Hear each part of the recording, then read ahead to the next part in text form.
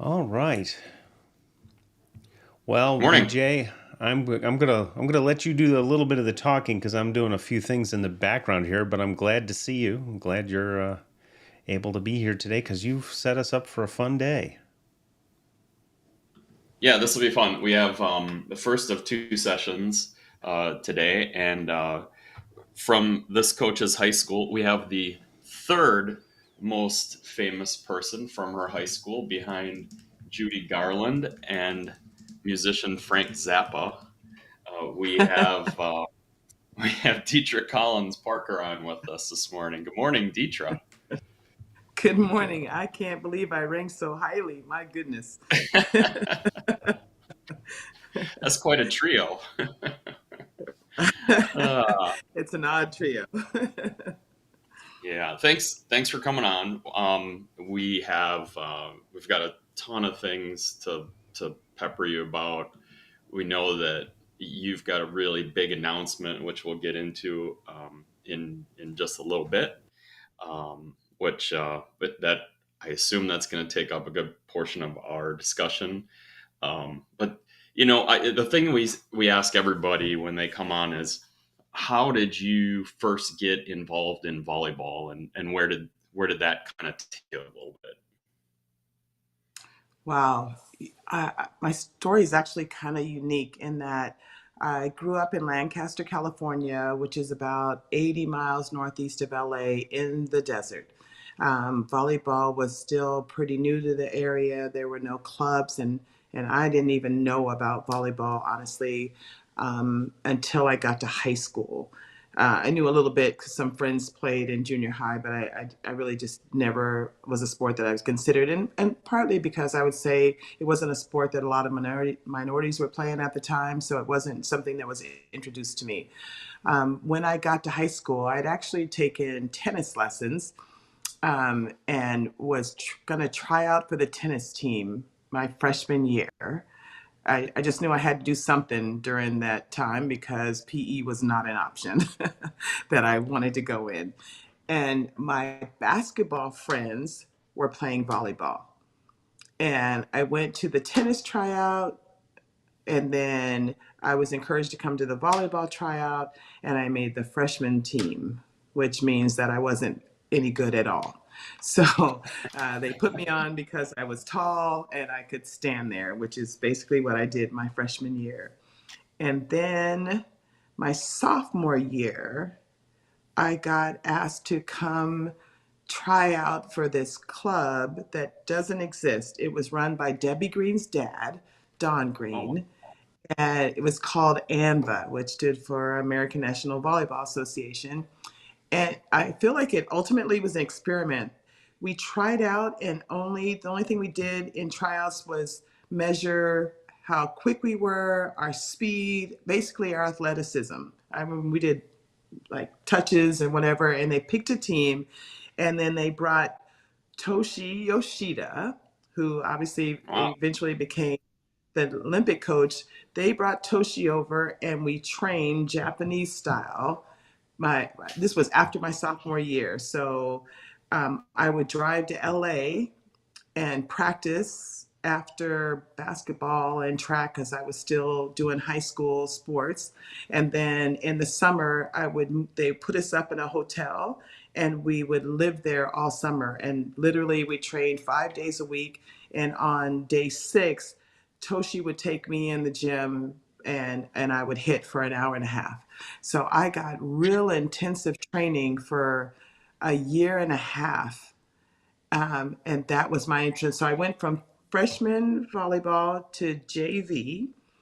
And in the middle of my JV year in California, if you make CIF, then they could move you up. So I got moved up to the varsity for playoffs. I didn't play, but I got to be with the varsity. And then I played varsity my last 2 years. Meanwhile, I played 4 years of varsity track, 3 years of varsity basketball, 2 years of varsity volleyball. So it was not my main sport at the time, but it quickly became my main sport because I had the most training in it. I mean, that year and a half was intense, and I learned to play the game. And honestly, when Dave recruited me from Hawaii. Or I should say, when I recruited Dave, because I sent him a video, he didn't know who I was. Uh, I think he also too took me because of my athleticism. Obviously, I gained some skill. I came in with 6 other freshmen, and they all played. I started playing kind of more towards the end of my freshman year, and then I was fortunate to go on to become a 3-time All-American after that. That was my introduction. Was quick, fast, and hard. I learned a lot and got on track really quick. Obviously, learned at that time. Flo Hyman was on the Olympic team. They came and played at the Forum. I remember that vividly. That I think I was a junior, and we got to be the floor wipers at that game. I don't even remember who they were playing because I was so enamored by our team, Flo and Rita and just Debbie and all of them, just such a hard group. And obviously, as Debbie's Green's dad was also our club director, so I had a connection with her through that as well. My junior year in high school, we got to go out to Colorado Springs where they were training and stay for a week and just observe practice, and it was amazing. So yeah. So then volleyball became it. I still got recruited a little bit for track and basketball, but volleyball was kind of my path from that point on. Yeah, you went hard after Hawaii. I read a little bit in your bio that you went after them more Yes. than they were coming for you, which was interesting. And then the connection with Paula Weishoff was interesting to me too. Yeah. Tell us about that. Oh yeah. Well, gosh, so she also did stuff with ANVA, but she was also playing for Orange County Volleyball Club at the time, both her and Kim Oden.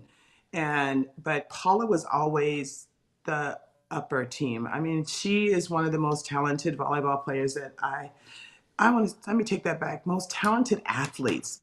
She was so athletic and a good volleyball player. We'd be in a tournament, she'd leave and go compete in the high jump, qualify, and come back to the tournament. I mean, and she would kick a soccer ball around and, with her feet and just things that I had never seen.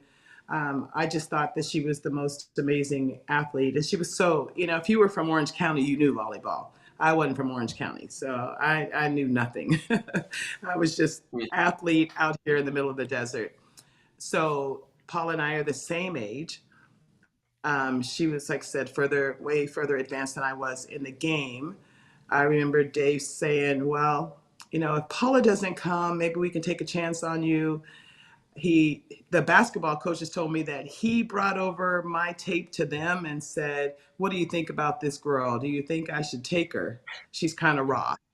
And the basketball guys are like, are you kidding me? Of course. And so that's when he came back and said, well, if Paula doesn't come, maybe. And then he came back, well, maybe I could take you and Paula. And then ultimately Paula went to USC. And it's like, oh, thanks, Paula, for opening the door for me to go to Hawaii. Yeah, no So kidding. yeah, Can you I imagine? have said this.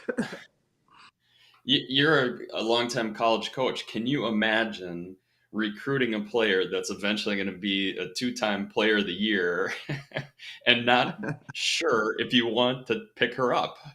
Well, I hope he's Amazing. happy with his decision, but but I mean, Paula left after her freshman year and went to the Olympic team, and I mean that she was just on that fast track always, and I think I was being groomed for that.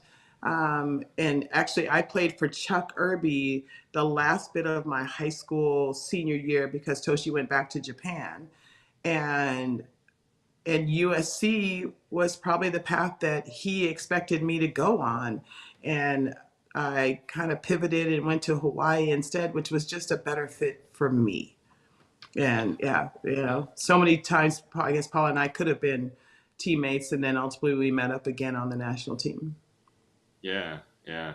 It's interesting. And we build this series with you and Cass, and we've got Billy's coming up a little bit later today. We build it as doing new things, and for you, Hmm. coming from not really small town, but outside of one of the major met areas, and then going off to Hawaii that's a big jump in my mind. How did that transition go for you, being in a completely new environment? That's a great question because, during that day, one, we still weren't NCAA, so there were no official visits happening. And my family didn't have the money to send me to Hawaii to check it out, So I don't even know, I can't say we didn't have the money. I don't think we knew that that was something that needed to be done. And so I did my senior year play in Hilo, which is nothing like Oahu, in a tournament over there. So at least I understood Hawaii at that point a little bit, met some amazing people. And then when the time came up to go, man, Hawaii is such a loving place. Like aloha is real. And so from the moment that I stepped foot on that campus, people were so unbelievably supportive and caring and I mean, just brought you into family. There's nothing like it. And so that transition, although I was far from home, was pretty easy. Pretty easy. Yeah, Not everybody yeah. can say that, Ohana, you know? right? Everybody, yeah. Yes, yeah. The I it, consider it it, home now to this day yeah, because of the people. Hawaii is as much of my home as Lancaster was. yeah. Well, and you got to work with a legendary coach, and he was there Yeah. forever, and had a lot of great success. You being a big part of that, of course, especially early on. Um, what do you think? I mean, we take something from every one of our coaches, but what do you think you got out of the Shoji family? I mean, they're one of the first families of volleyball, obviously, Right. across generations. What did you take with you that stayed with you through your coaching career? Um, that's a great question. You know, first, I think the hard thing when you become a coach is you realize that the players aren't like you. and and I also realized that not everybody gets the experience that I had in Hawaii, which is that I was surrounded with amazing volleyball players, not amazing athletes, but amazing volleyball players. And walking into a situation where they had just won a championship the year before, um, walking into a situation where the expectation is high, you play to your expectation. And so, coming out as a coach, wanting to create a high expectation because if you don't set the bar high, people don't try high. And so one, I think that being a part of a program like that. Two, Dave as a coach was really good at knowing the abilities of his players. And I say that because I remember having an aha moment in when thinking about him that we're in a championship and he made a sub and it's like why are you playing her there? She's never been there. She's never done that position. And it was the right sub at the right time to get just what was needed at that point. And so I always admired his ability to coach in game, make in game adjustments at the right time, trust his players for the knowledge that they had on the floor for what they see, and then make those adjustments based on the what's the word I want to say, strengths of each of the players. And I don't know that I accomplished anything like that, but that definitely was always been my goal to learn that and apply those things that I got to see as a player playing for a great coach. Did This is a question I'm going to ask Billy later. I think your coaching career was maybe separated from your playing career just a little bit by a few years. Um, Yeah. at least when you took over a program and Right. made it Right. yours. Uh, do you think your playing ability? I mean, obviously the players knew that you were a high level player, Olympian, um, All American. Do you think that playing ability lent to your credibility with the players, or was it really? Is it more about the coaching and the style and how you make the players, or how you help the players evolve through their program? I think my, for lack of a better word, resume is what they see first. And sometimes it's not the players to see it, but the parents to see it. And honestly, this last year at Arizona, coming in there, those players really didn't know what I had done as a player, and they actually really didn't even know what I had done as a coach. And part the way through my, I guess, 10 months that I spent with Arizona, they learned about what I had done. And it really pivoted how they looked at me. Because now I'm an assistant coach, not the head, right? I'm just somebody that Rita brought on. I'm Rita's friend. And then they were like, whoa, so how long have you been coaching? And I didn't realize you were an All-American. And oh, wait, you went to the Olympics? And I mean, it was so funny to see them learn of my past and what effect that had on them now wanting to know what I had to say. And I think Yeah. that's a hard role as an assistant, right? To have credibility, but I don't lead with my resume. I lead with, hey, I got something to tell you, you know, trust me, but they definitely trust you a little bit more when they say, oh, especially the middles, you know, that you've done this. I can go watch you do this. You know, it's really blurry these days. It's so old, but but even if they didn't watch, the thought that they knew that I achieved something that they thought was great made them want to hear more. And it was the best thing of coming out of this season as Arizona was the love that this team showed me because they figured this out about me and appreciated it. No, You know, that's it's cool. like So I don't know when if it's that might when answer your question. It's it's like different. when I think with all coaching, like I just did my first year at a high school program, and I would say, trust me on this. The younger players, I'm like, and I had freshmen who would never, 19 freshmen out of 40, and they hadn't played before, and I had really good young Wow. PE teacher, but former player, so she knew enough, and we went through coaching stuff. But just trust me, the torque serve. And they look at me like, "Yeah, I have to overhand serve." I'm like, it's really not going to do you any good yet because you can only get to the 10-foot line. So let's work on the torque serve. And I had finally a couple of them trusted me enough, and then they were getting their serve in, and they were like, wow. And the girls were going, when you get your first serve in a match, and the girls go nuts. But getting them to do that, and then we made some progress, but still ways to go. It takes that time, and they don't know your background, and they kind of figure it out over time. And in your case, they can. In my case, you're not going to find any video of me playing, thank God. But when that clicks, it's a really satisfying feeling, and when Yeah, you trust them enough. I mean, I had right. late in the season, we had covered man up defense once, only in one practice. And this team we were playing, it was just like, oh, they're killing us because they're hitting all the spots that man up covers. Let's play that now. And right in the middle of the senior night match. And they did it. And I just said, here's what you need to do. Here's, we've covered it before. Go do this. And, we won the match. And Yeah, that's and awesome. played much better once we did. But I had to trust them to do that and then shut up and let them do it instead of trying to position them on the court, which is a learned behavior on my part, but that's okay. And But trust in how you communicate. Yeah, hmm, and make sure that you're communicating in the style that they need, not the style that you want. And that's just been a learning, growing process over time. And it's been good to take a step back into the assistant role and see it from that view. You kind of get into your head coach role and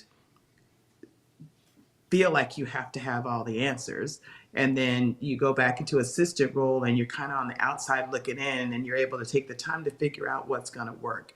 And so taking that step back has been, and I say step back, it's not a step back, just a steps It's a different, different one. a different step. Yeah, has been really eye opening for me.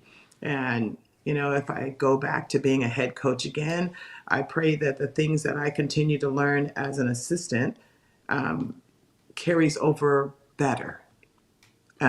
Even though I feel like I did some good things as a head coach as well that I continue to use as an assistant, in that way. So, but yeah, learning to communicate in a proper way that works for the athletes, and then trusting. And back to Dave, I by my senior year, man, coming into the huddle, and the first thing he's asking is, "What do we see?" And trusting us to have that communication, and then him guiding us. That trust meant everything, because then we trusted each other as well, because our coach trusted us to be able to communicate what's happening on the floor, because he's not out there. And so that's something I have tried to use, and excited about the pro league, being able to say, "Hey, you guys have the floor," and that's Taiba's um, way as well. It's like they're on the floor, they're experts, they're pros at what they do. Our goal is to guide them and help them and give them information where it's needed, but trusting them and building a unit that can compete and play hard. Yeah, since you kind of breached the subject here, let's talk about your big new move, which is kind of new for you. I know you've done a little bit of pro coaching in the past, but this will be much more of a franchise with it's a little bit different style. It's more of a traditional style of coaching. But tell us what your new affiliation is, and then uh, about the opportunity in the league. So I am the new assistant coach at the San Diego Mojos, in the Pro Volleyball Federation. I love Carrie's description of Mojo. Carrie Walsh is one of the part owners of the San Diego team, and I've been just kind of sitting and waiting and for this to be announced, because it came about towards the end of the season at Arizona. As I kind of told you guys beforehand, as I had talked to Cecile last December. And that was because Lori Corbelli, who Lori and I did Athletes Unlimited together last year, kind of told me about what was going on. And she was like, "Oh, teacher, I think you'd be perfect for this." And she knew how much I really truly enjoyed doing Athletes Unlimited. That was a really special opportunity as well, and definitely got the pro bug going in me. And then it was kind of slow coming out, and then Rita gets the job at Arizona and asks me to come there. So I'm glad that I had the opportunity, one, to be part of the final year of the Pac-12 as we know it, to have that experience being at a Power Five school, and then, as I told y'all, and then with this just special group of women that just kind of poured into me in a way that I hadn't experienced in a long time. And then to walk away from that, to go to this pro league, I just felt it was the right time. I like that I'm at the ground floor in the beginning of seeing something that we've always dreamed of happening, and that's professional volleyball for women in the States. So being able to be a part of this is just amazing. And Taiba is just the right person to take over this and lead. And I'm like, she's a three-time Olympian. I'm like, I only got one under my belt. She's got three of them. Well, we had the opportunity back in March. I'm going to play this just in the background because this was just, coincidental. I had not heard about this being put Good together, morning and to then we you. had And Cecile join us. what's your volleyball involvement now? We hear that you have unretired, rejoined the working force. So I have unretired. After I got off the USA Volleyball Board, I had been retired from the university since 2015, and then got off the USA Volleyball Board and was just sitting around watching Netflix, going for a bike ride. And Pro Volleyball Federation called and wanted to know if I wanted to be involved in helping develop this new league. So I said, I really, I kind of like taking a nap and going for a bike ride. I was so excited after I kept talking to him. I thought, the wheels just kept turning, and it is a chance, and we're building something from the very beginning. No guardrails, no FIVB, no USA Volleyball, no NCAA, no high school federation. I mean, it's mind-boggling what we're going to be able to do. And that was kind of where we were. And Deitre's muted herself, I think, for a moment. Yeah, so that was Cecile Renaud. She is I don't know if she is the commissioner of the league or if she's a consultant. She's certainly in the center of helping to put this league together.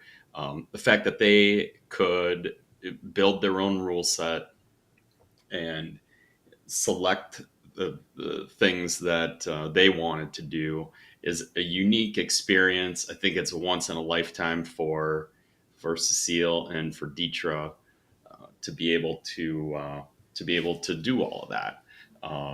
So once we get Deitre back, Yeah. well, Yeah. we can discuss that. For those of you listening on the podcast, we've got a little bit of a change here. So Deitre's either muted or maybe got disconnected. So we'll see if we can get her back here in a minute or so. So hopefully, I don't think our little excursion caused that, but you never know. Maybe you can ping her, VJ, just to see if. Yeah, I'll do that. I believe she was using her phone too, so she might have gotten a phone call. Oh, sure.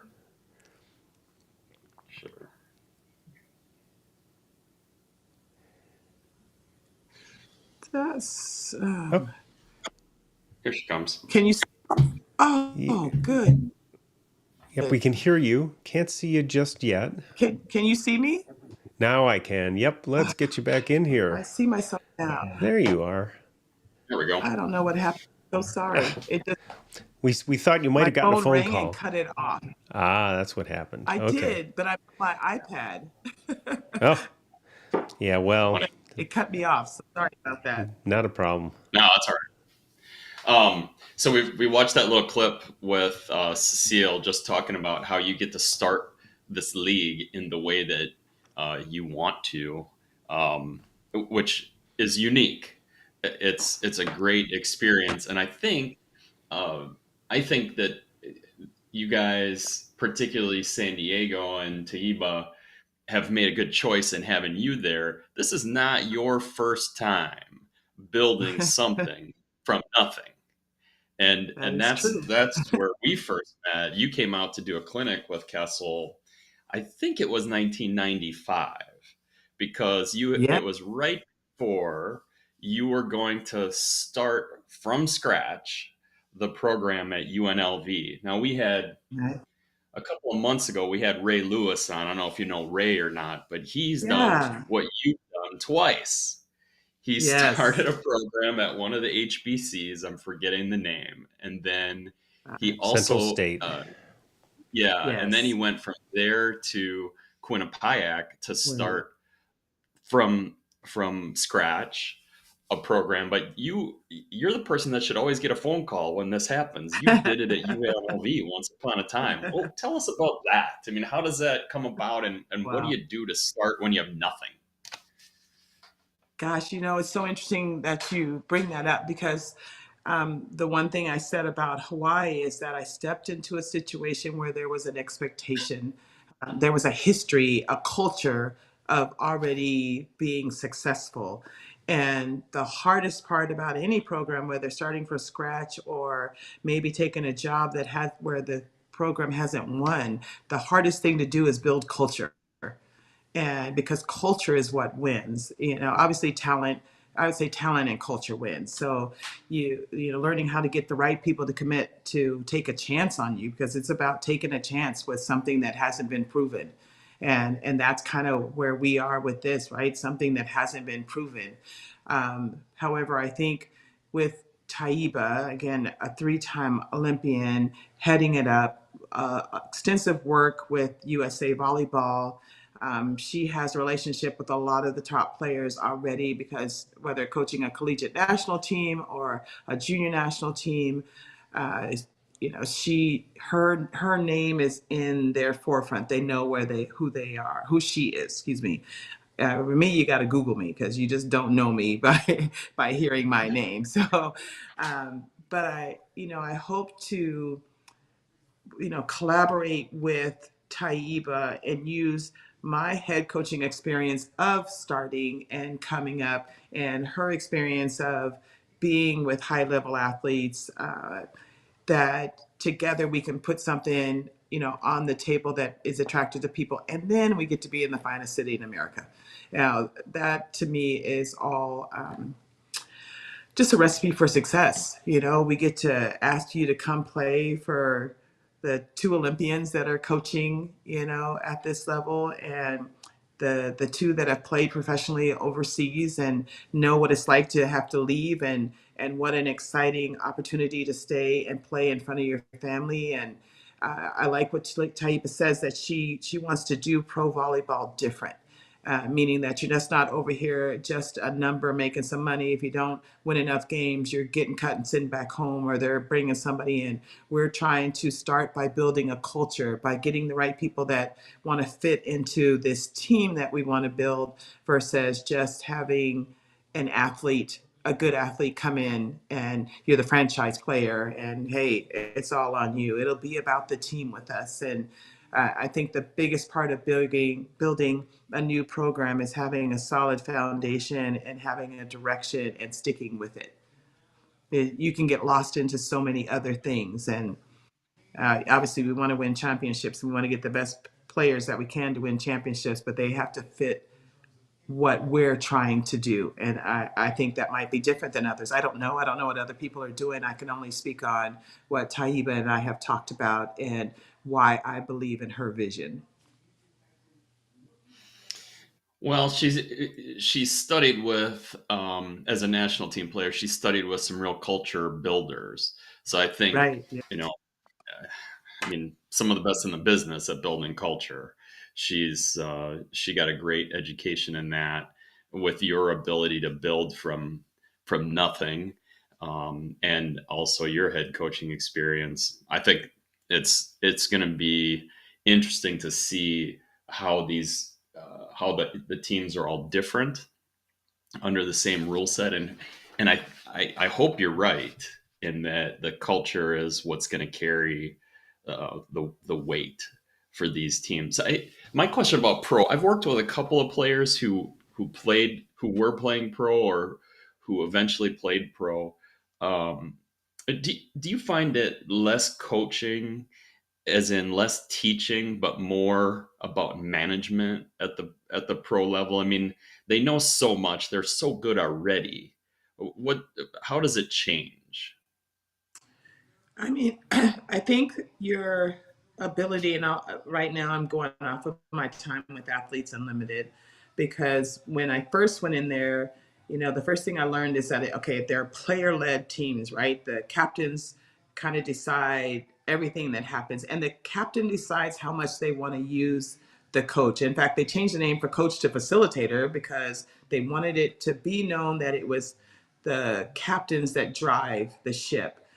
And so I kind of went in a little bit sitting back and waiting for them to tell me. And then they realized that coaching and playing is way too hard. They wanted somebody to help make the decisions because they didn't have time to play their game and make the decisions too. They wanted guidance on when to make a timeout. Hey, why aren't we scoring? What do we need to do? What changes do we make? That's coaching. The difference to me going from college to to pro is motivation. You spend a lot of time in college trying to motivate people to show up every day. And oh, by the way, you got to go to school and you got to do this. And I need you to perform today.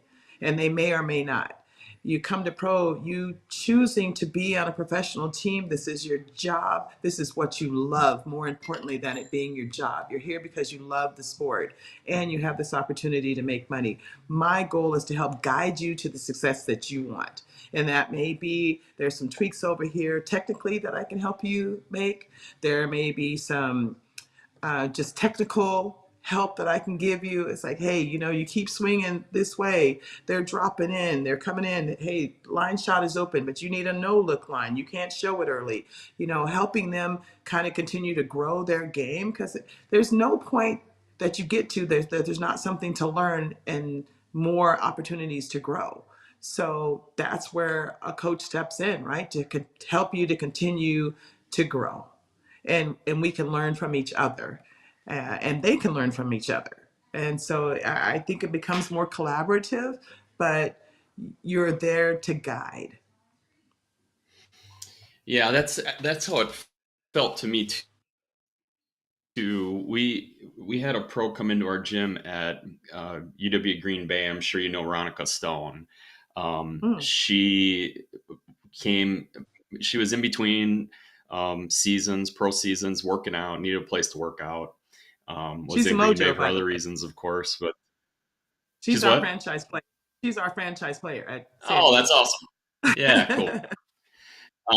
Yeah, she just was incredible in our gym. And one of the biggest things, I was an assistant, a volunteer assistant, and I one day I went to her and I said, "Hey, look, I have four different players that are watching something that you're doing. Four different things that they're watching you do, so that they can learn from it." It's exactly what you were talking about. The players learn much better, in my opinion, from other players, and Hmm. she was learning too. I mean, she was asking questions of us as well, doing her best to learn things, because as a pro, you're always looking for that edge. But I completely agree, and Right. I think you guys are gonna have a blast with her.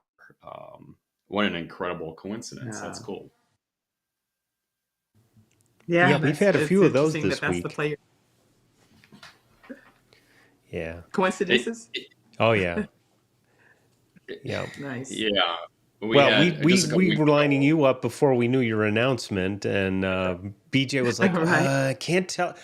Earlier this week, I can't tell you anything, but we'll have something to talk about on Sunday. I'm like, "Okay, that sounds like fun." In the meantime, I'm getting set up for Kessel, and Kessel was there to talk not a little bit of volleyball, and a little bit of encouragement to work on the grassroots stuff, but a lot about some of the other wonderful work he does. So it was kind of, Yeah. so who knows what's next? But it's been a really fun week of discussions and great conversations. Awesome. Yeah, before we pivot, I just want to get a little bit more information about your season. Let you tell us about Okay. it.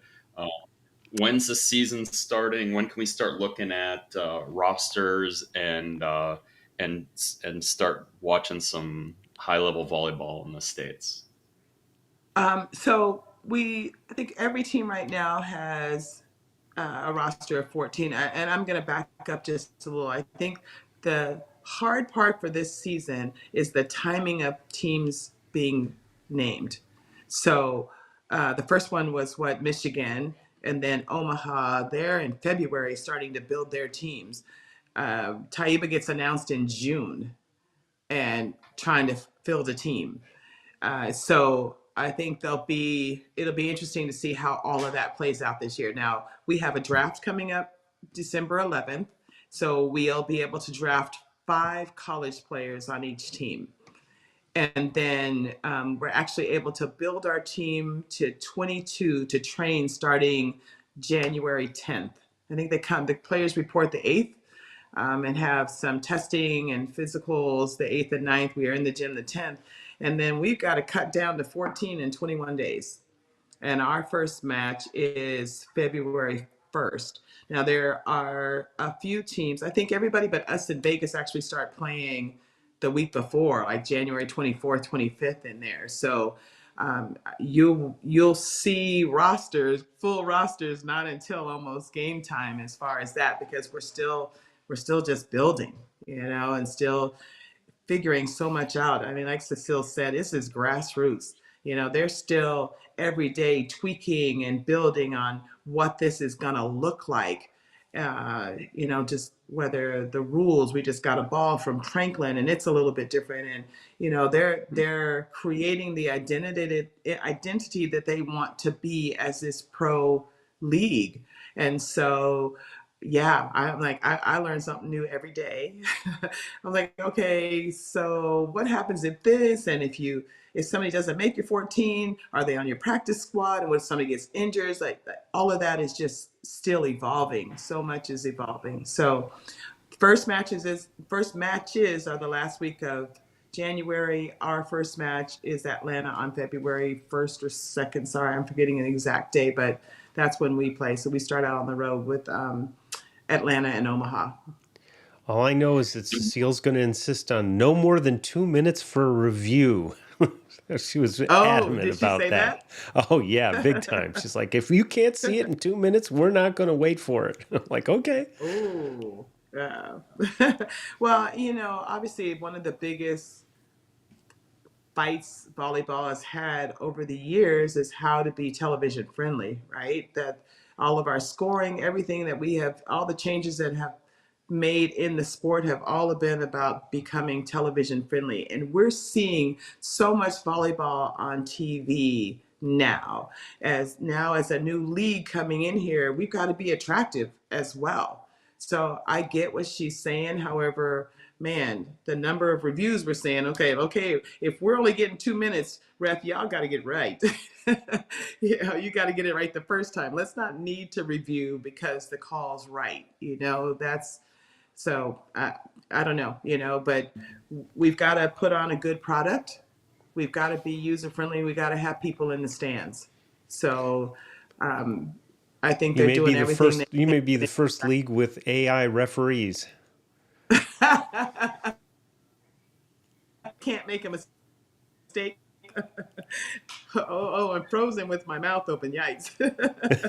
But it was, I mean, I think the talent will outweigh everything else.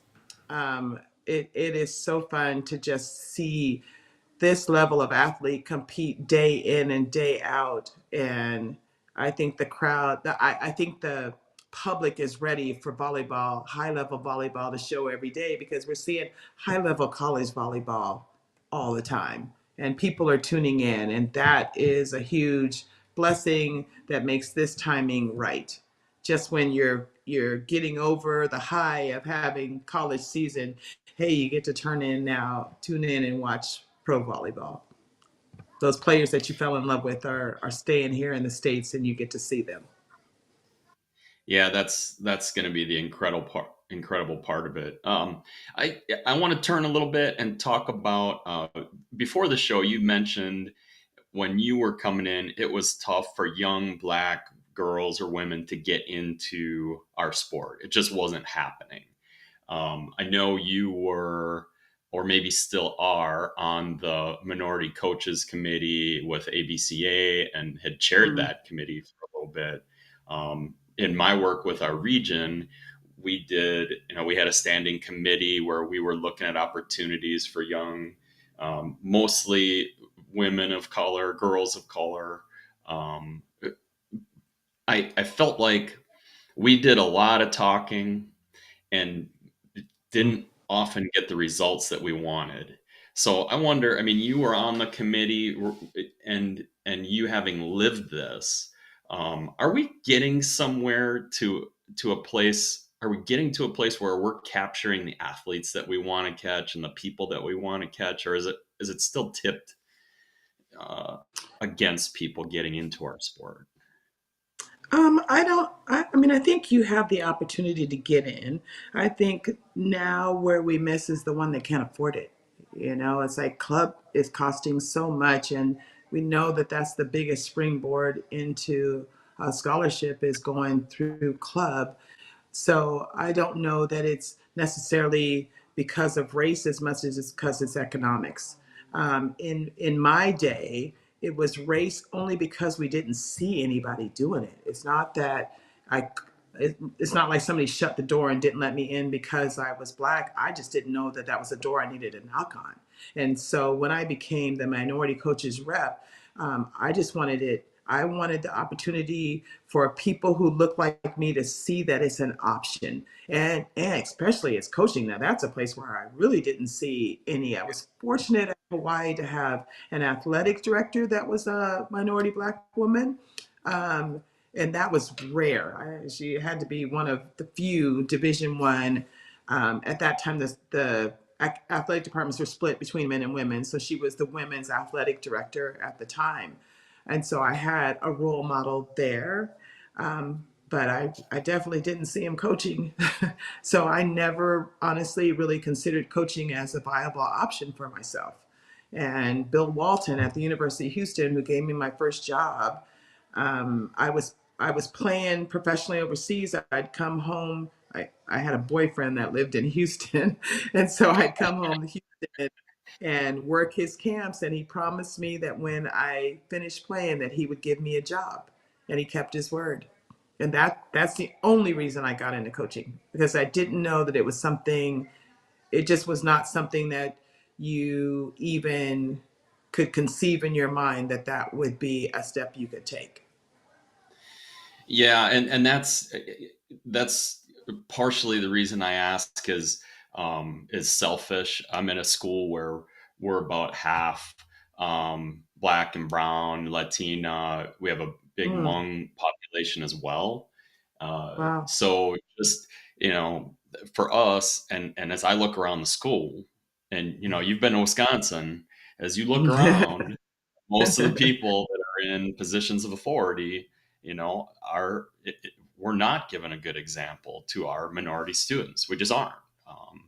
Mhm. Uh, and it's hard to capture those kids and in the right numbers and get the right kids Right, sometimes because they're not right, seeing it done. Do you feel that right. same burden as a coach? Like, do you feel that you I mean, you're obviously an example, a Mhm. great longtime coach with a lot of success in building and winning. And do you feel that little bit of pressure to be good for the people that are coming behind you? Say that I have a group of female coaches that we do a prayer call actually on Sunday mornings, and we just often talk about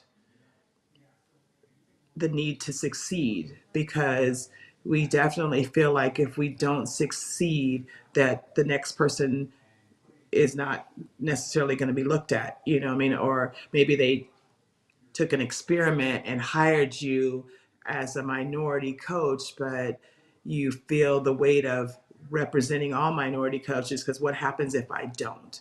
And that, I think that's true in some cases and not others, because the person making the decision, that's really on them. It's not on me as a coach, on their whys and what they're doing and why they're doing it. But not, I don't even think that it's always just minority women. It's sometimes women in general, feel like, man, there's always been men in this job. They finally give it to a woman. If the woman doesn't do well, are they no longer going to hire another woman? And so, unfortunately, you can't go into your job with that weight, because you got the weight of these other young athletes that that's where your focus has to be. And that's, you do what you do because you're doing it because you love the sport and you want to see these women to succeed. And then you got to kind of go with faith and say, whatever is going to happen, because I can't control what other people think, what other people do. My success is dependent on these 18 to 22 year olds, or now it's about 25, 26 with they're in school. So but you know, you have to have your mindset right and focused, and trust in your product that you're going to put out there, your heart and integrity and why you're doing it, and let the cards play. I mean, I think the hardest thing was being fired. It's like, man, I know that I gave everything I could, and this new guy comes in and says, oh, you didn't do enough. It's like, but you don't know what I've, where I've come from, or how we got here or what's coming in. Like there's always this circle of things you're doing to be better, but this one person gets to decide whether it's good enough or not. And if you're not confident in yourself and what you did, then that weighs on you losing a job. It weighs on your confidence. And then you go back. It's like, you know what? I did do a lot of good things, and I did help these people grow, and I got to see these young women become doctors and lawyers, and me deciding what success is and not letting a person decide what success is makes me more successful for the next minority coach to come in. And so you're always pivoting and trying to be the best you can be, and that the best you is good for somebody else. I have to tell you, you are one of my two first impressions in the cap world. I know that sounds weird because you only get one first impression, but one was in the classroom and one was outside the classroom. In the classroom, Tom Tate delivered a speech about the national team offense. This would have been in '95, so it was after your national team was done. But in an hour, he walked us through the whole national team offense, and we're all just sitting there going, "How can you tell us this? Isn't this all secret?" And he said, "No, the rest of the countries know this almost better than we do." So that was one. But the second one, the one that I wanted to bring up was it was some years later, a Cap 1-2 that we were hosting in Wisconsin. You and Kim Oden are walking down the hallway, and I'm just looking down there going, this just got serious. Because look at these two tall, athletic, coordinated, fluid black ladies are going to come in here and they are going to teach us a thing or two about volleyball this weekend. And you guys really just struck a presence as you were walking up to our group, and that it just stuck with me. I don't know. I can't say why that was, but and I mean, Kim O, she really can deliver it. Amazing. Penny Lucas, I know you know Penny well. I was She's ready to run through a wall. Yeah. Right. Was it Kim who played for Leskevich at some point? I could be getting my stories mixed up. No, it's her sister. Well, I mean, Okay. I'm sorry. Kim and I were on the Olympic team with Leskevich. Okay. But Elena played at UOP she played for Dunning. So the only time Kim played for Leskevich, all the Odens played for Leskevich on the national team, but Kim played at Stanford. He was telling one of my first clinics. First of all, he said, "Okay, coaches, what difference? What is the one thing you need to have to be a great coach, and or a successful coach?" And we're all raising our hands and giving all these answers. He goes, "Nope, got to get great players." That's like Kim Oden. Yeah.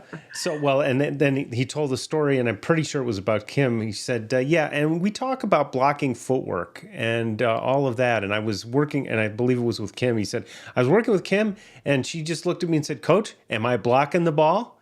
And he said, "Yes." Said, "And you shouldn't worry about it." That sounds like Kim. Funny story. Kim and I started club with Ava at the same time. I might have started a month or so before her, but because she started with Orange County, but we have been friends since we were 14. I actually was on the Starlings board the year that I wasn't coaching college because of her, and she is just such a great friend, and we have such a long history together, kind of like Paula. All of us are of that same era and came from the same area, and we just have stayed great friends. And then Penny, as you mentioned, is on that prayer call with me on this morning, and that's who interrupted my video, by the way. The phone call that was coming. Well, a call from God. Okay, we'll take it. Well, she missed her call. That 1995 cap, I believe, was my very first one. I had gone through an intensive training to become a cadre because they wanted to have more minorities in. So me and Kimmo and a girl named Kim Walker was at East Carolina at the time, I believe. We went through an intensive weekend, got our cadre, and that was the first one that I had been to, was in 95. Yeah, that And was, and you were the right fit for it. I mean, it just was, people there knew who you were. You were close enough to that era of playing. And then that weekend, we got to know you as a coach. And wow, she's going somewhere. She knows what she's talking about. We learned a ton. It was an absolute blast. I'll never forget, Kessel brought along one of those first touch, those real squishy oh volleyballs. yeah, yeah. And he starts tossing it to you. The first time he tosses the ball to you, you pass the ball into the ceiling, and we're all just laughing. And I think it's kind of the perfect story because here you are, you had been an Olympian, had, 2-time player of the year, and you're out there messing around with this new volleyball and just laughing, having a good time with it, and showing us that making those little mistakes it's easy to laugh them off and move forward. That was really You fun better. week. He's, Yeah. I learned so much from Kessel. I got to do a lot of caps with him, and he's so good at especially the grassroots. I mean, he would come up with things. I'm like, oh wow, I would have never thought of that. And not having coached high school or come along, through that way, the things that he shared were so creative in thinking, and so it was really interesting. I think that's probably why I always did cap too, because I really didn't have that. When you come into a coach after I was only assistant coach for 3 years, and I got my first head coaching job, and you come in and you try to remember how you got where you were, right? And especially that grassroots part. I'm like, dude, that was so long ago. I don't remember how Toshi taught me to pass. I just know I passed a whole lot of balls, or things like that. And so coming in there and getting to hear somebody break it down helps you go back. I mean, I was blessed to be a cadre, but I definitely took so much of what I was learning during my cadre days into how I coached, especially the classroom stuff. Now, I mean, the volleyball stuff is kind of easy. It's the classroom stuff and managing a team, writing a practice, the whole pedagogy of how you learn and all of that stuff. I didn't know. I was taught that, and I was learning as I was teaching others. And it was such a wonderful thing. I was really sad to see CAP kind of go. And I know they got other platforms on what they're doing now, but I was selfishly sad because it gave me opportunities to continue to learn. And those drills that y'all wrote down, I still got a folder this high because I kept all of those.